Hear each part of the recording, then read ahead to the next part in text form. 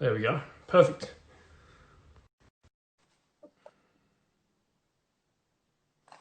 All right. Jason's joining us.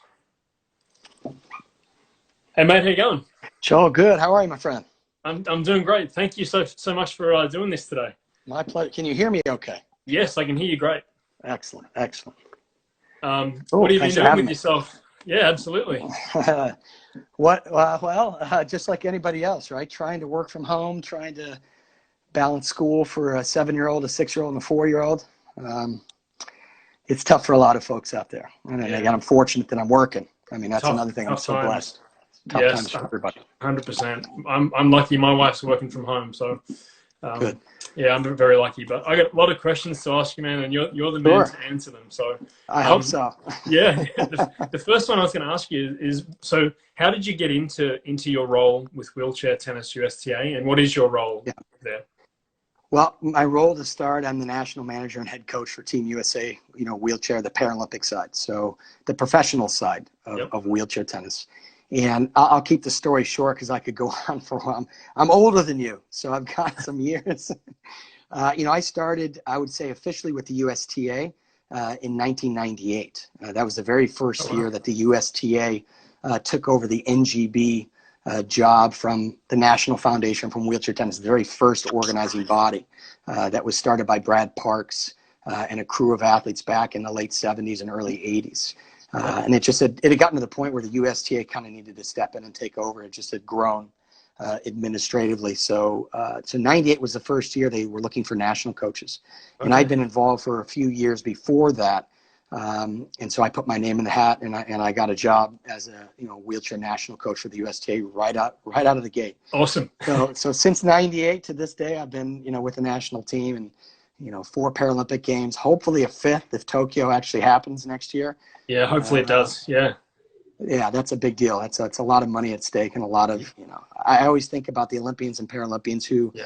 who are at the end of their career, and then something like this Yes. happens and pushes it, that those Yep. those men and women may not get a crack at it just Yeah, for sure. for life reasons. So Well, yeah. so I ended up so in 2016, as a lot of the tennis folks know, the USTA National Campus was built. And that was a mandatory move if you were going to take a position there. Okay. And the former national manager and good friend of mine, Dan James, and head coach, who started in that position in 2003, resigned, stepped down. His wife had a great job up in Seattle, and they just decided to stay Yep. and not make the move to Orlando. So that's where they came to me and offered me the position and moved to Orlando. And yeah, what a change! I went from Orange Yeah. County, California, just Yes. up the 5 Yep. from Yep. where you're Yep. at, up in Irvine. Yep. I grew up in Irvine in Orange County. Nice. Um, and yeah, stepping away from Orange County, going to the other Orange County in Orlando, and taking over this position, which is very corporate. I mean, it's a managing position. I'm running the Yep. department now by myself, essentially. We have, not to get into the real detail, but we really split the department this past year. There's a grassroots side, Okay. recreational tennis, and then there's a professional side, Yep. which is the side I went to, which moved over to player development. And as we all know, Okay. player development is the professional side of Yes. the USTA. We had never been engaged with them before.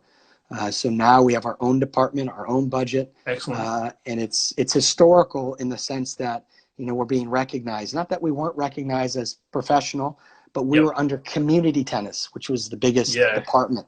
It's a monster, and so we were kind Yes. of lost in the mix over there. So we knew we had to divide the department and try and separate the grassroots and the professional, and that's what we've done. And so that's where I am today. I report directly to Martin Blackman, and I Awesome. work with we're just building a department. So Yeah. Martin's like, you're where player development was over a decade ago. Man. And I go, Yeah. but the only difference is, I said, you have a staff, you've got all the different Yep. departments lined up. I said, I'm by myself. You're a one-man band. It's brutal, Yeah.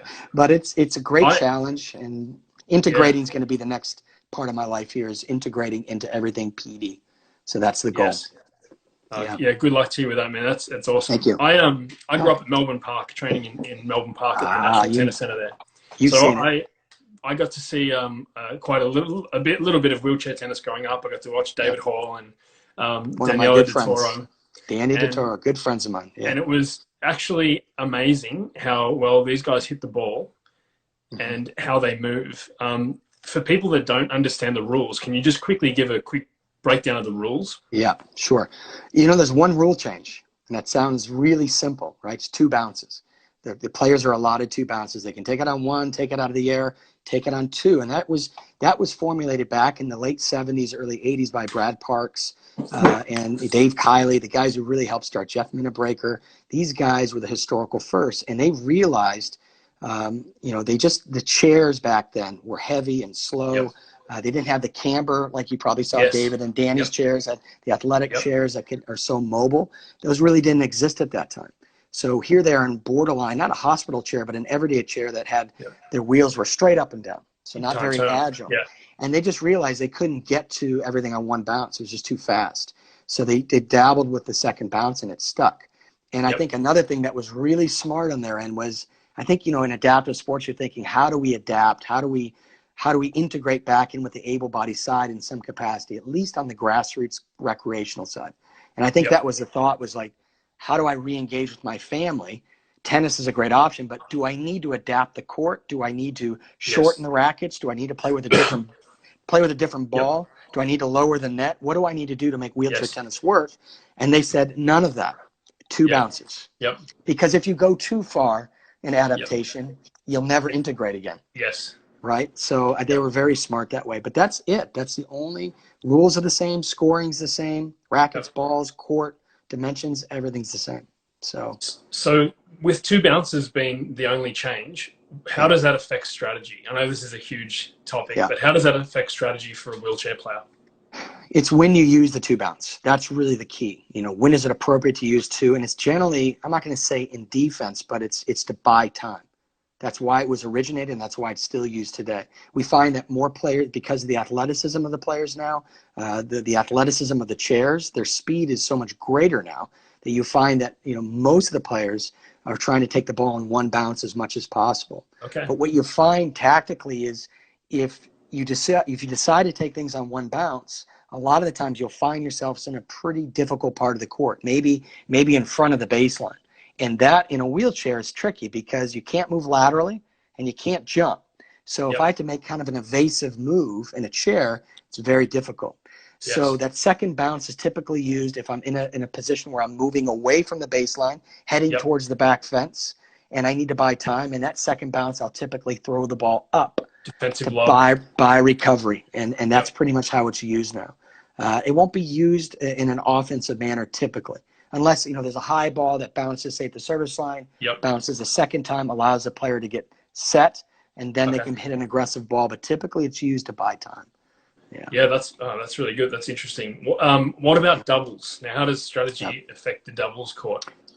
I'll tell you, the evolution's been really interesting because when I first started, I first saw wheelchair tennis, by the way, back in like 1984, before you were probably born. Wow, man. I was 87. I was one, Yeah, I belong to a place called the Rack Club of Irvine, which is in Orange County, California. And that's where we grew up playing. But that was also the home site for the Wheelchair US Open and for World Team Cup, the original World Team Cup, which is our flagship team event, Fed Cup and Davis Cup event, essentially the equivalent. It's under BNP Paribas. That started at my club. So as like a 12-year-old, I got to see all these folks in chairs coming in every year. And it was remarkable. It was just it was a sight. As a 12-year-old, 13, 14, 15-year-old, every year, they're back again. They're back. And then you think about it in everyday life. I don't know anybody in a chair. I don't see anybody in chairs pushing around. You don't see any of that stuff. But the evolution of doubles started back then, where it was 4 players back on the baseline. And there was no one going forward. Honestly, Danny DiToro, who you mentioned earlier, Danny was one of the very first men or women's players who had a natural aptitude for going forward. And not just knows how to volley well. I mean, technically, she has a sense of the net, how to play the net. That's very different. Someone who knows how to play the net versus someone who can volley. It's different. And she had that knack. And what happened was players started to realize as the chairs got better, more agile, we could send a player forward. That player on your team that had the aptitude for going forward started to go in. If the ball went past them, they would recover back, and then they'd circle back and then go back forward again. And that was a change. That was a real change in the game, the dynamic of doubles. It wasn't 4 players back just chasing balls down and amazingly long rallies. We now have this dynamic of up and back. And then the next level of evolution was both players had the capability of going up and back. So you had this rotation of players coming forward, which changed the pressure, changed the anxiety level of your opponents. Yes. And it radically changed the sport. Very able-bodied evolution, where it seemed like they were trying, always a little behind, but kind of chasing the able-bodied tactical side and trying to replicate it. So the chair has been the chair has really been the catalyst for these huge tactical changes. That in training, that in the training of the athletes, like the able-bodied side, you could say back in the mid to late 80s. You know, the Martina Navratilovas, the Steffi Grafs, the Boris Beckers, the Yvonne Lundels, they shifted that fitness level. And honestly, the first guy that did it was David Hall. David Hall was really one of the very first guys to look at fitness and go, look, if I'm in the gym 3 or 4 days a week, eating right, sleeping right, not as social as the other players. Wheelchair tennis is very social. And he said, you know what? I'm going to say my good nights, get my good night rest, get my massage therapy. He was that first guy to really embrace that. And what happens is all the other players are like, well, if we're ever going to beat David, we better start training like David. And I think that's the same effect that Roger and Rafa and Novak and on the ladies' side as well. The fittest players are forcing players to step it up, and that's what's happening in wheelchair tennis as well. For sure. So so how many of these players were tennis players before they were injured or before they had a medical something happen, and how much of their success in wheelchair tennis was determined by their game as maybe an able-bodied player beforehand? Yeah, I think, it's a great question. A lot of people ask that, what's the ratio of, congenital versus, say, a traumatic moment. And I could just say, just anecdotally, what I, off the top of my head, it's probably, it leans a little bit closer to congenital, maybe just slightly, but I think it's almost a 50-50 where, a 20-year-old guy who played high school tennis gets in a car wreck and maybe stays away from sports for a little while, but then comes back and finds tennis again. And so that he has a foundation. And to answer that second part of the question, if you have a background in tennis before you get injured, say you're one of those traumatic moments, if you have a really good foundation of tennis, it's huge. But what drives it even more than your experience before injury is what type of disability you have. Are you a spinal cord injury? Are you an amputee? And I'll use Stefan Houdet, who's has been a #1 ranked player in the world, French player. He's a single amputee from the knee down.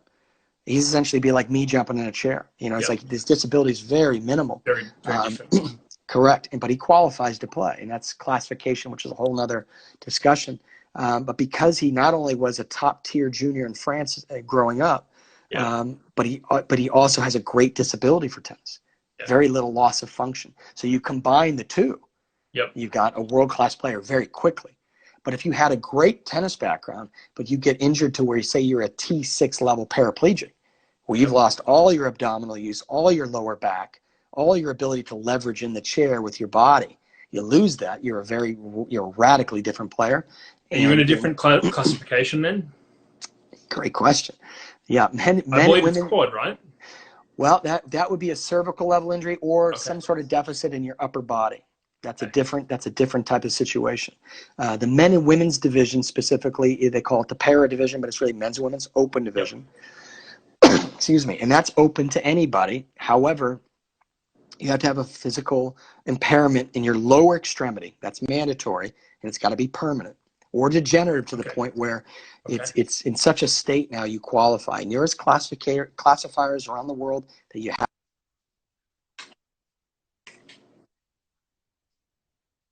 Functioning athletes. Most of them have complete upper body. The very best players in the world.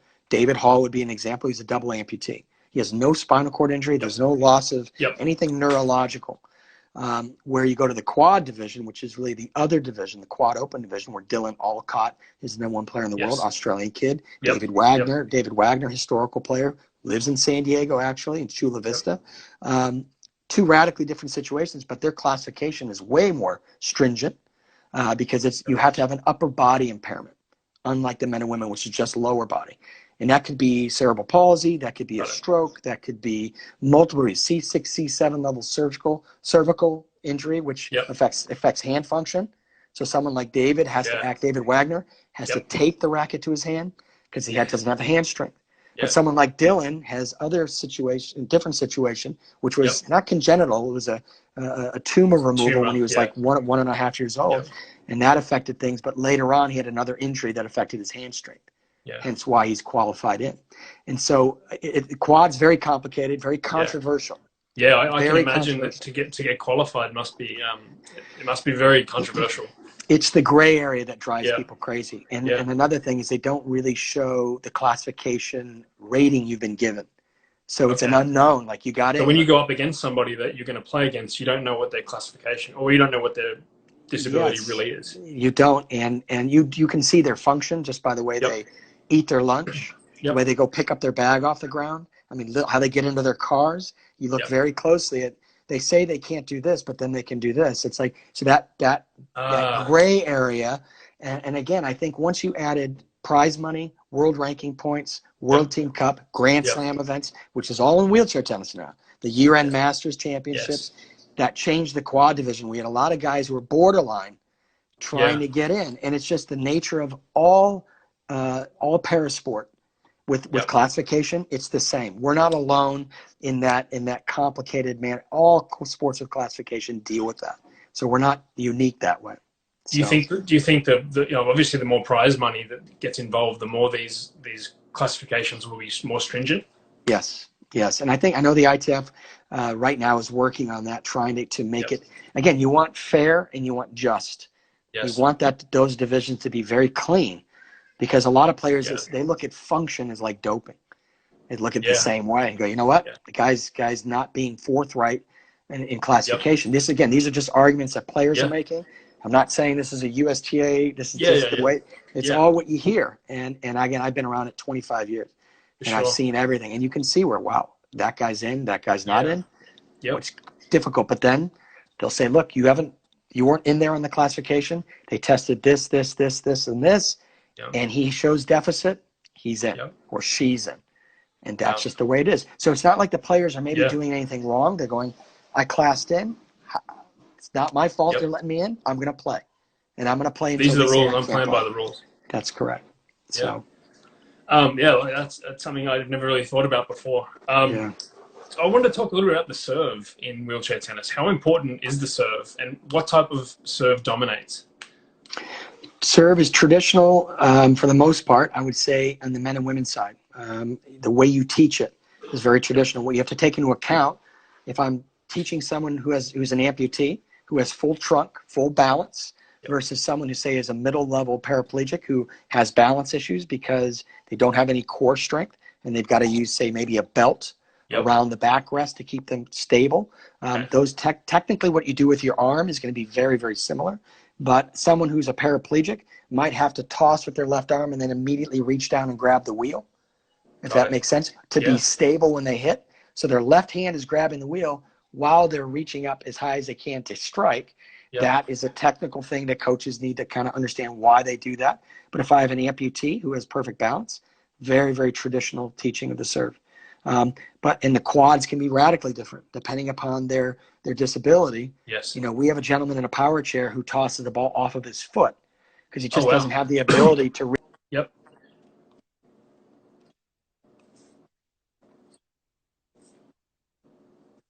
Just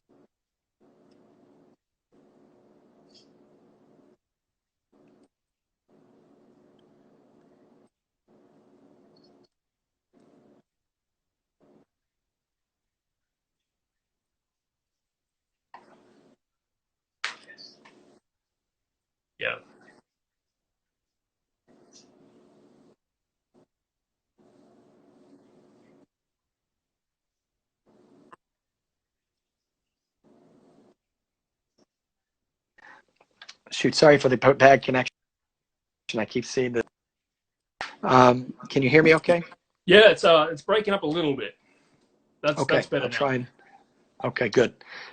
So as far as the serve and the importance of it, I would say in wheelchair tennis, the serve is less important. It's become more important. As the quality of serving's gone up, the quality of athletes gone up. But I would say generally, returner serve is more important, and that's because the returner is pushing forward into the hit where the server is sitting still and hitting. And so the serve +1 mentality is really tough in wheelchair tennis because you're trying to get out of the hole, so to speak, after you serve. You know what I mean? You're trying to get moving immediately while the returner is already in motion. So the returner really does have the upper hand when it comes to, you know, that first part of the point. But technically speaking, we teach it very similar to traditional ways. So a lot more break of serve, you would say? Probably more breaks for sure. And I'd say definitely in the quad division and the women's division. Yep.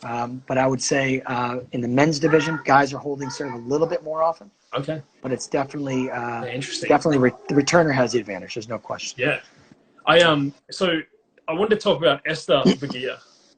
We talk about it our whole life. For people who don't know, I'm just going to read some of her stats. She has 48 Grand Slams, 7 Paralympic titles. She was world number 1 from 1999 to 2013. She was undefeated in singles from 2010 to 2013. She actually lost to Daniela de Toro, I believe, at the French Open. And then she had a win streak of 470 matches. And her career win-loss ratio was 695 wins and 25 losses. How on earth is that possible? Okay, she's a freak of the highest level. Yeah. We love Esther. I mean, I've known her since she was a teenager. And she first started before that streak began. And what a lot of people don't know is she had a streak that went before that loss to Danny. And that loss was at World Team Cup, by the way, in New York back in 1999. Oh, yeah. And so between 1999 and 2012 is when that massive streak began. But prior to that, she was on like a 200-match winning streak. And then she lost to Danny. You know, and it was like, and I don't think she was 100% that day. And it was a 7-6 in the third. And Danny toughed her out. But she must have been not 100% in a ton of other matches and still got through it. Yes, that's what makes her. And for those of you who don't know, you need to Google Esther Vergier. Dutch ridiculous, and she has the longest win streak I think in all of sport, besides a Pakistani cricket guy who, you know, I mean it's like those two are like off the charts. And if you ever listen to Roger Federer or Rafa or anybody talk about her, they're like, we can't even relate to that. Yeah. And I think it's because, I mean, the quality of play was good. She was clearly a level above.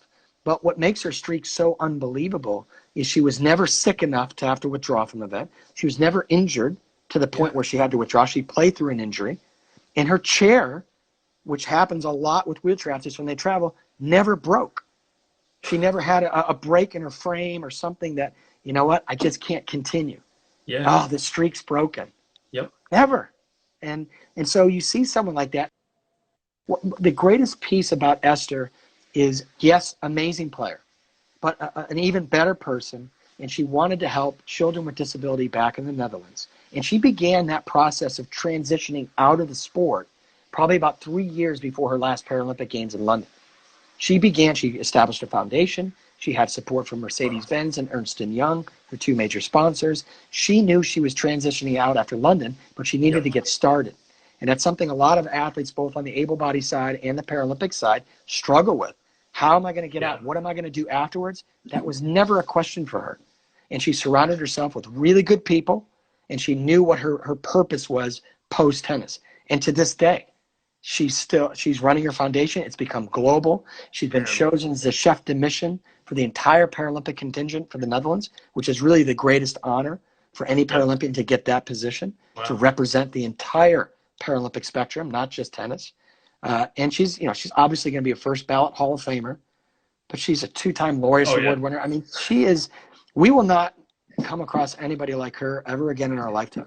In any sport, I don't think. In any sport. And you look at someone who represents what it is to be a sports person, sportswoman, sportsman. Yeah.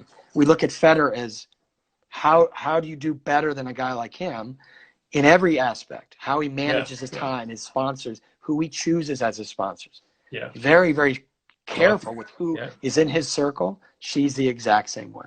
She doesn't have 100 sponsors. She's got 3, right? And they're all on board with her. What was so amazing about her game? So many people have never seen her play. What was different about her game than someone else's? It was her power and her head.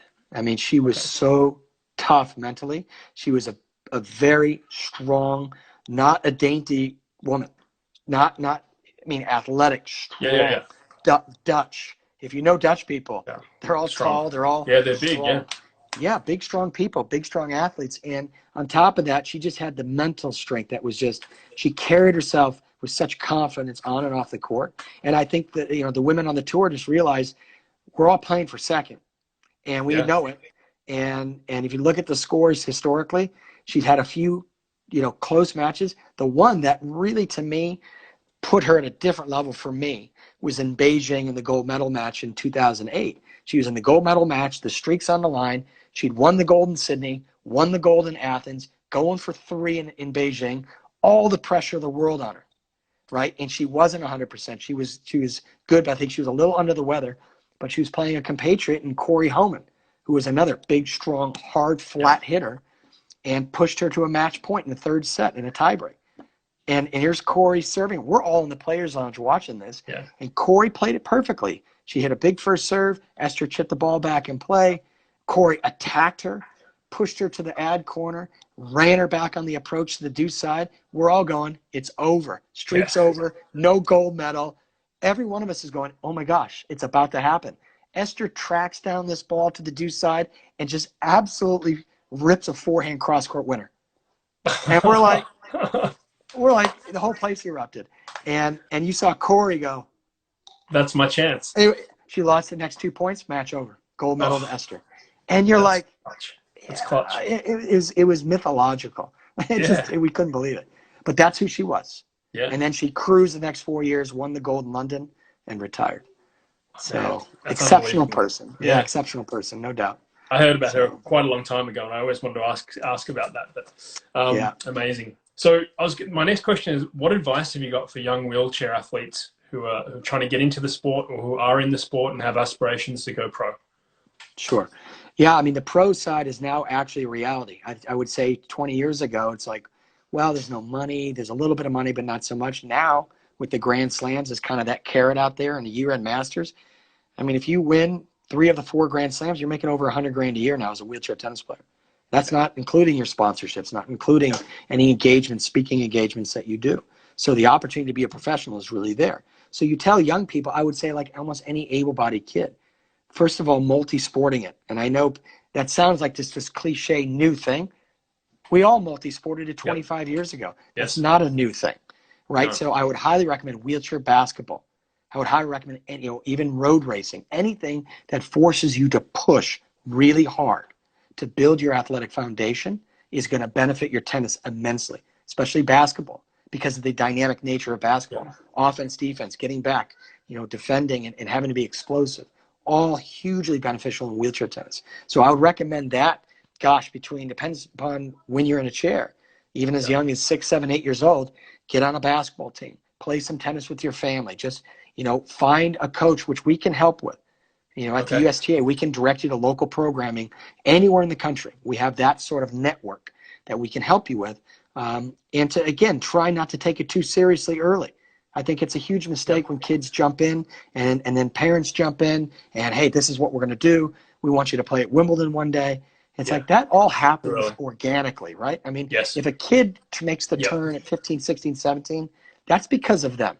Yes. You can have strong parents pushing, but at some point they'll make that break. And when they do, one of the real initiatives we've really tackled here at the USTA is collegiate wheelchair tennis. You now have the ability to play in your able-bodied high school team and then transition and play some collegiate wheelchair tennis, as opposed to that not existing really. And you're going to play basketball, you check out of tennis for 4 years, and then you come back as a 22-year-old, okay, I want to come back to tennis now. And we've lost 4 years of development. Yeah. The Dutch players like Esther and other European players don't go play collegiate wheelchair tennis. They keep playing all the way through.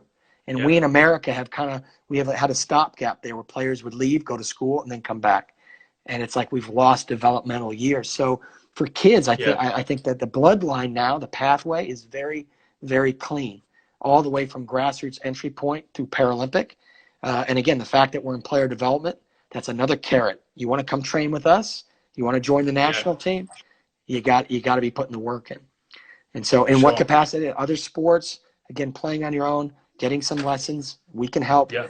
Just like it's really not that different, I would say, than the able-bodied path for any young players. Yeah, definitely. And that was the whole plan with the USTA, right, is to sort of merge them so they're very similar. Correct. Yeah. And why reinvent it? I mean, we understand how the system works. Yes. And why would Yes. that be different for a kid in a chair? It's really not.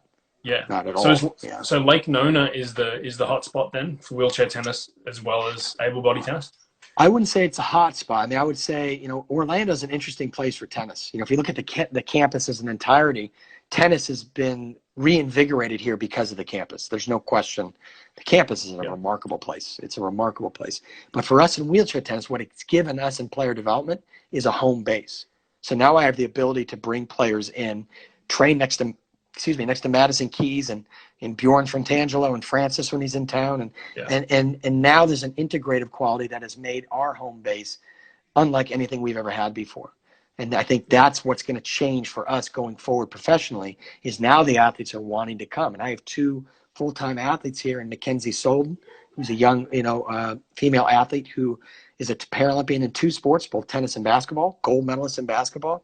And then our number one player, Dana Matthewson, who lives in San Diego, from San Diego, has made the move. She just finished grad school in London, but she's our top-ranked women's player. She's made the move to Orlando. So now I've got two full-time players there, which has destroyed my corporate working life because I've got so much work to do. But I'm on court again. I'm on court, and I'm training them exclusively. But the great thing is it's visual, right? The optics of having two really nice players playing next to our able-bodied young pros, and it's a real one family sense now that Team USA is one family, one group, and that's what we've wanted all along with player development, and now it's happened. So, Nona's been very, very important for us because it allowed us to collaborate, even in community tennis, with my cohorts over there, Joanne Wallen and Jason Allen on the community tennis side. They've been able to collaborate in a way that was not possible before the campus because our former national manager worked remotely. And so we were meeting up at tournaments, having training camps and off-sites. It was kind of like we're doing the very best we could. But now that we have a home base, that's essentially an Olympic and Paralympic training center. We have got all the resources imaginable. It's radically different now. So it's exciting. We're like Tennis Australia. We have all the resources that we need. So it's been huge. Yeah, that's great. Huge for us. Yeah. For sure. I was just going to ask you, touch on the surface differences. So wheelchair tennis is played on all surfaces. How do they change the equipment? Not very much. Players like to keep their tires, for you cyclists out there, they keep their tires at about 120 PSI for the most part. There's a couple that, I don't know what type of tubes they have. They go up to 200 PSI. They want it hard because it allows them to roll faster. So, for instance, hard court's obviously the easiest to push on. True bounces, it's just the easiest. Clay court's probably the next easiest. However, it can be challenging depending upon if it's European clay that's very soft. The chairs will tear up the court a little bit. More topical, though. I think a lot of clubs, and I think it's important for folks to know who, I'm sure you have some head pros and directors who are listening. Your club not only has to be accessible, but the players are allowed to play on all surfaces, and they really won't damage the clay court. It may take a little more topical maintenance, but it won't hurt the foundation of the court. That's always a question we get. It's played at the French Open. But we've played in South America where the clay is rock hard, and it pushes great, and it really does no damage to the court. But it's definitely a harder push on the clay. You've got to keep moving. And the worst is grass. Grass is very difficult because that second bounce doesn't really want to come up very high. And as soon as you let off the pushing, your chair almost comes to a stop. So if you go watch YouTube and watch, wheelchair tennis Wimbledon, and you watch the players closely, you'll see as soon as they hit the ball, they're immediately push, hit, push, hit. Where if you watch them on clay or a hard court, you'll see a little bit of roll between the pushes, and it's a little easier. So Wimbledon is almost like the clay court. Sorry, Wimbledon is almost like the clay court of the able-bodied world. It's essentially pretty close, But they don't change their equipment. They may drop their anti-tip bar in the back to make sure it's on the ground on clay courts, so they don't have that. Because sometimes the anti-tip in the back, if it's a little bit high, the chair will have a little bit of this tippiness to it. And what they'd rather have on a clay court is not have that. Actually, on a clay court, they do pull it up, so they don't want it to dig into the clay. But on a hard court, they may lower the tip bar, so it rolls a little bit smoother. So it's just little tweaks to the chair might happen because of the surface. So interesting, That's, yeah, it is. It really is interesting. What Yeah. about junior tennis at the moment? Is there a junior tour? Not essentially. What they've done is have added a junior event at larger events where they know juniors are going to attend. But for the most part, juniors are having to play in ITF futures or threes and playing in adult draws. The numbers Okay. right now worldwide just are not strong enough to have junior standalone events. And that's one of the great challenges, I think, to the ITF and even Yeah. to us is to get more junior, players, younger people playing 18 and under, and having enough to where we can formulate divisions for them. But right now, the numbers just aren't there. So they have to jump in. Interesting, the USTA is the only NJB that has a recreational level tournament scene. So, for instance, if I'm a 16-year-old kid and I'm essentially like a B level player, I can go jump in the men's Bs or the women's Okay. Bs and play that division, and those ranking points translate over to a junior ranking. We've Okay. manipulated so that can happen. But they play the adult events, so they essentially can get tournament play. Yeah. And if there's enough juniors signed up, they'll create a junior division, and they'll do that Okay. to make sure that they're playing their peer group, which is also important. But as the numbers, as they grow, I think that will obviously become something that can happen more and more. But it's a great challenge. Yeah. And that's a Yeah, for whole sure. nother grassroots initiative with Net Generation, getting into Yep. rehab hospitals, teaching, physical therapists, Yes. occupational therapists, Yeah. recreational therapists, Yep. how to teach tennis correctly, Yep. even if they're not tennis people, Yes. showing them how to do that through Net Generation curricula, which we've adapted for wheelchair, has been a great initiative, and I think long-term is going to benefit us greatly. Because the Yeah. therapists are the ones that touch the kids first in the Yep. hospitals, right? So we need tennis to Yes. be there at the beginning For and not sure. come after wheelchair basketball and other Yeah, you're rec right. sports. I mean, We need to be there. wheelchair tennis looks so much fun. Honestly, it looks so Yeah, much fun. It's it's when you get in the chair and you try and move, it is yeah insanely hard. hard. Pushing with a racket in your hand is really hard. Yes. That's where we lose people. Pushing is fun. Hey, this is great. Yeah. Put a racket in your hand. That's got to be And the learning curve to be able to push, because most of the time you still have to push with two if you're really chasing a ball, right? oh yes, oh yeah. But You have to. you've got to keep the racket in your hand while you're pushing with two. We see people put it on their lap, put it behind them, push, pull it out, hit the ball, Yeah, all these craziness. And man. it's like, no, you just have to learn. It's a Yep. forehand grip. It's really Okay. just a semi-Western, so you get a lot of surface area on the push rip. Yeah. And there are different techniques with your hand, but once you learn how to do it, it Yeah. makes sense, and you're like, wow, I can actually do this. What's hard about the chair is learning the mobility patterns, understanding that recovering back with your back facing the net is actually a neutral position, a ready position. You're not going to square up No, no. because if I have to go hard this way, I have to turn Yeah, and you got to push that start way, everything. Yep. right? And so it's not like a step, just stepping out like we do on the able-bodied side. They actually have to turn the chair. So the circular patterns are really, really important, that you never stop moving. You're always And moving. again, when do you stop moving in able-bodied tennis? You really You don't. shouldn't stop moving at No, any time. No. at any time. It's So for coaches who are interested in being certified, is there a course that we can take? Sure. Yeah, it's a great question. Yeah, when we came in, we really looked at the USPTA as our primary partner. PTR is now catching on. PTR has their own wheelchair, specialty course, so to speak, but they only run it once a year. We knew that was a huge, huge deficit for us. I've known that for 20 years. Getting able-bodied coaches, and very few coaches in chairs, and there's reasons for that. But the able-bodied coaches are the ones that drive the sport. And so we knew that the USPTA, essentially across our parking lot now, their national offices in Lake Nona right next to us, we knew we needed to build that friendship and that collaborative relationship up. And we took a look at, what do you have for wheelchair? And they had old information and no video. And so we immediately said, look, I'm going to put together a course. Yep. We're going to do a coaching development course. We're going to redo, re-edit the original exam, which was very complicated, and I think was a deterrent. And so we've reworked that, and we've done a nice entry-level video. It's like a 45-minute video that you can get on tennisresources.com. Okay. So for you guys out there looking for educational credits, right now's the time. Right now is the time. It's free, I think. I think they've opened it is up. right now, yes. Go check out the wheelchair video that we did. It's very helpful. We brought one of our best men's players, Chris Herman from Florida, in to help with the demonstrations. It's very helpful. So the workshops that we created are full day events, and even our best one is a day and a half. Wow. So we have them all over the country. We typically have between, say, 15 to 20 pros. We've had a specialty course now for about 2.5 years, and I think we've had probably over 140 coaches come through these things. That's great. And I think it's fantastic because we had nothing before. Yeah, yeah. Very, very little interest that way. Interest, but we didn't have a course. Yep. So we created it, and I think we've run probably 13, 14 of these things over the past couple of years.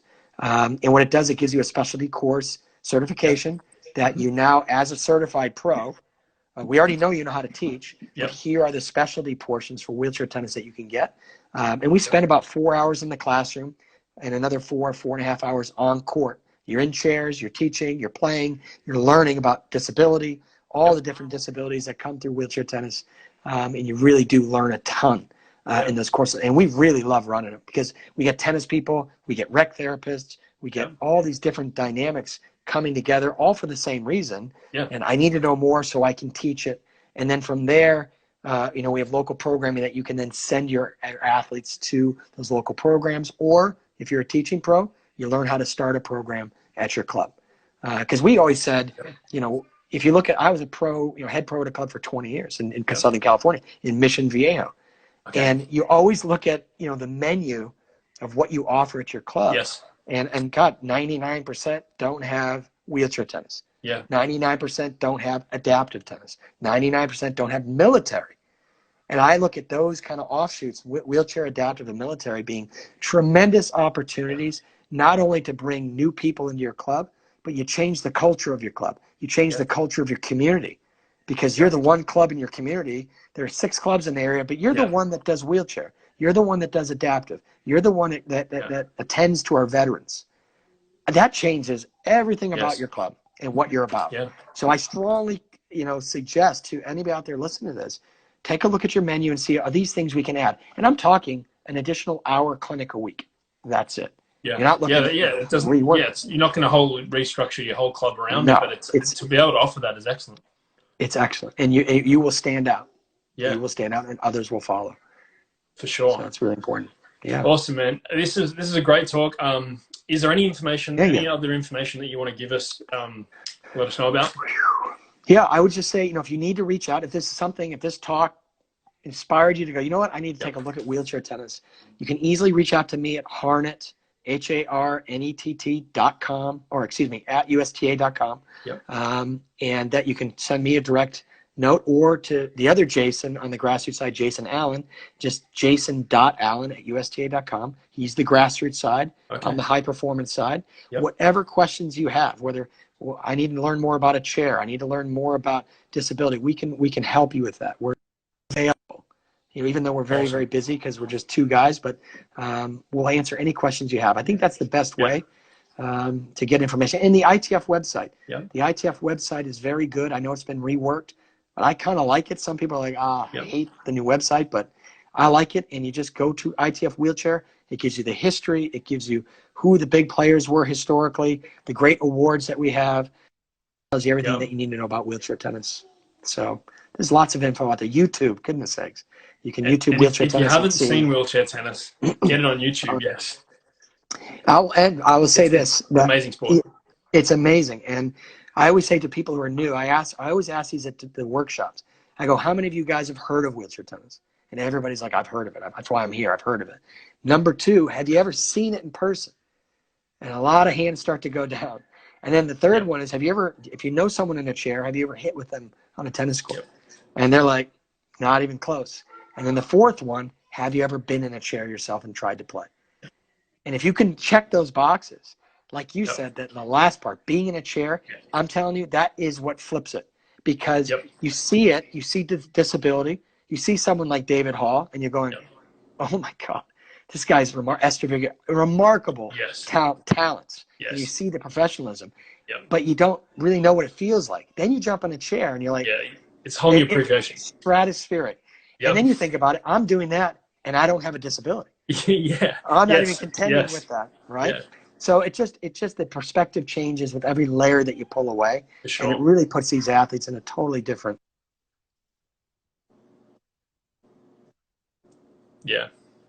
I totally agree. Well, there you go. Oh yeah. That's what I got for you. I totally agree. Hey mate, thank you so much for jumping on this call, man. You're a legend, and My I pleasure. appreciate all your work. And hopefully, I get to meet you in the future. I would love it. When I come back to SoCal, I'm coming to San Diego. Let me know, mate. So, all right. All right, Joel. Great Appreciate it. Yes. Thank you so much. Bye. Bye, everybody. Bye-bye.